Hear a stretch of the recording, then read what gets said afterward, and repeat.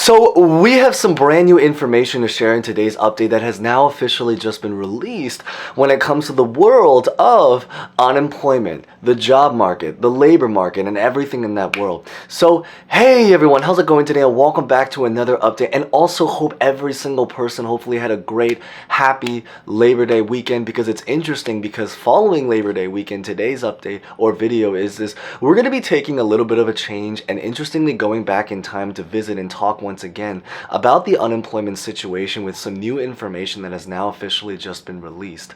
The very, very big idea is that there is a lot of speculation going on right now, which we're going to talk about, in terms of why the unemployment situation might potentially now come back again. And there's a lot of reasonings for it, which we're going to cover in today's update.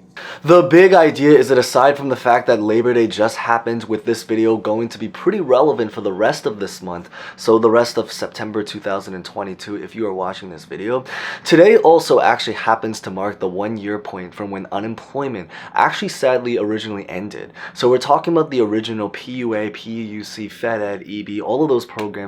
They sadly ended right around a year ago. Maybe huge comment or huge thanks if you guys have been around since then. Feel free to leave a comment if you guys have been and remember during that time period. But with the new information, we are going to get started right on the spot.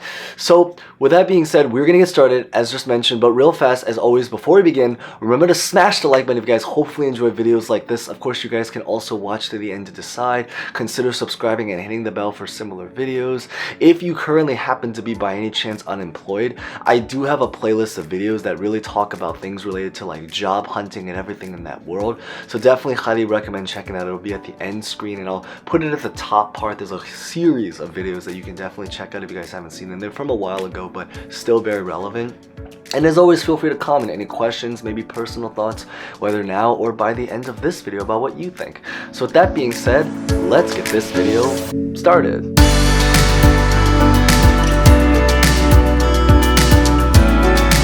So we're going to start by talking a little bit about the jobs report that recently just came out right here.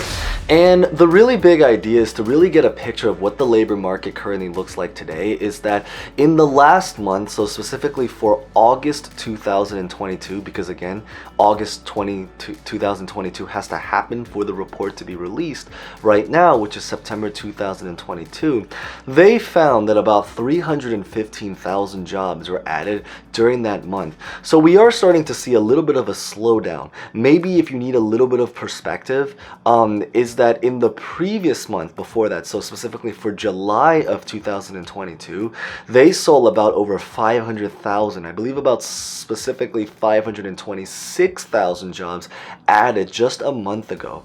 So we are now starting to see the slowest or the smallest increase of jobs added since about last year, so specifically right around April of 2021. So what this really essentially tells you is that even though we did see a massive improvement when it came to the labor market, which makes sense because again, there are so many factors that are being played right now when it comes to things related to employment, work, and everything like that. But the big idea is that it does make a lot of sense that originally you are going to see a lot of jobs added when the economy and everything starts to reopen. But today, now that we do have things, starting to reopen again, the story is that right now, for the very, very first time in over 1 year, we are now starting to see a massive new record of number of jobs being added, where we saw tons of jobs being added, and this is the first month where not only did we see a dip, but we now have reached a brand new low record as well, with only about 300,000 jobs added. Additionally, this is also the first time in a while where we've seen actually the unemployment rate, interestingly, actually go up now to about 3.7%. So while that might not sound necessarily like a very huge percentage, the big thing to understand is, and feel free to share any particular comments about what you think, but the really, really big thing to understand is to keep in mind is that there are a lot of people that are very likely unemployed, but are not counted inside of the unemployment statistic right now because they actually fell off of the benefits. So by definition, a worker that's either collecting benefits or that's looking for work, they were not able to fulfill that. So they're kind of people that are unemployed, but they're not accounted for by the definition, by our government's definition of what it means to be unemployed. And that's where you really come into the rate of 3.7%. It's also interestingly and important to notice is it also keep in mind is that we live in a country with over 100 million people. So when you're talking about even just 1%, that's over a million people. So when you talk about 3.7%, that represents a couple million people, enough to pretty much build together even a nation. There are nations that have just a couple million people out there that represents a certain someone that is out of work right now and is potentially going through something very, very tight and very, very difficult. So, huge support and love there for trying to be able to get through with so many people still needing it at this very, very time. But one of the other interestingly new information now moving on beyond even the jobs report is about how there are a lot of news articles and a lot of companies that have now actually started to come out to speak about how they're starting to do a lot of massive amount of layoffs. So this is also another thing that's going to add to the unemployment situation. Essentially, the story is that many companies like Citigroup, even a lot of major tech companies right now, even companies like Microsoft, Apple, banks, retail, SoftBank, Wells Fargo, and most recently Bed Bath & Beyond, Snapchat, Ford, a lot of them actually recently just started to announce a very, very massive wave of layoffs that they're either already doing or that they're currently going to be doing sometime in the very, very near future. So when you have so many different things that are happening, and right now with less jobs being added and companies now starting to lay off, the bottom line, what is the significance about all of this is that what it's really starting to say is that there is a very, very probable chance and reasoning to maybe argue based off of, again, everything that was just mentioned, that we might start to see unemployment rise once again. Now, whether or not we see unemployment benefits comes back, that's going to be something a little bit much harder to say, because the big idea is that I think it's important to notice, as mentioned, the same story with stimulus checks. Right now, at this current time, our government is not looking to print money. If anything, they're actually looking to take away money from their system. Otherwise, again, that's just kind of the story of the reverse of what's been going on of last year. So why this is related is that because they sadly are not planning now to add any more money into the system, the probability of them trying to do any kind of unemployment pandemic related program, keyword is pandemic related program. So things such as like the glorious PUA, PUC, the FPUC, the $600, the $300, the $400 MEUC, all of those kinds of boosts is probably not going to look very, very likely. However, it is very, very possible to say that if unemployment was to truly skyrocket, it could sort of try to start to bring back an argument to try to create some kind of unemployment program. Whether this means having to kind of use the money that already exists to redirect funds, or maybe even another thing that we kind of have briefly talked about, but it's been a little bit of a while, is to not necessarily do more unemployment boosters, but maybe to try to create programs in order to create unemployment upgrades.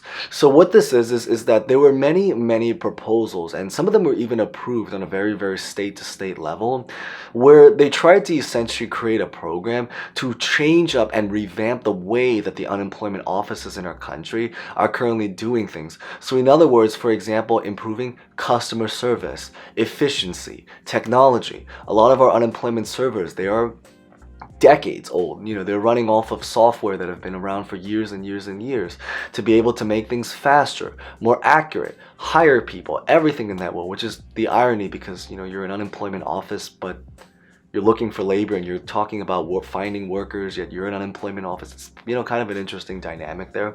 But the big idea really is that it's very, very possible that we might start to see some kind of unemployment rise, come back up again, and something related to the job market to bring up. While it is true that unemployment benefits per se, the boosters may not necessarily come back, it is very possible that we may start to see other kinds of creative unemployment programs, such as, like, for example, upgrading their systems, or also maybe another one is opening up eligibility.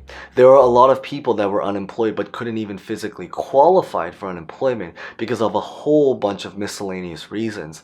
So what they might potentially do now is to try to create a program, at the very least, to continue the unemployment programs that already currently exist, but to simply put is to open up eligibility profitability and efficiency, so now more people can get on it. But the biggest idea really is just to really, the biggest takeaway of all of it is just to know is that we're starting to see a lot of changes, and things are starting to really happen when it comes to our labor market, unemployment, jobs, and everything in that particular world.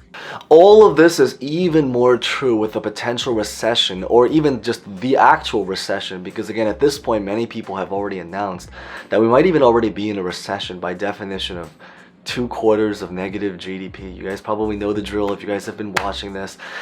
This might potentially add on even more to everything that's currently going on. But of course, all of this stuff, we just have to see what happens in one of the hopefully future episodes of this Kevin show.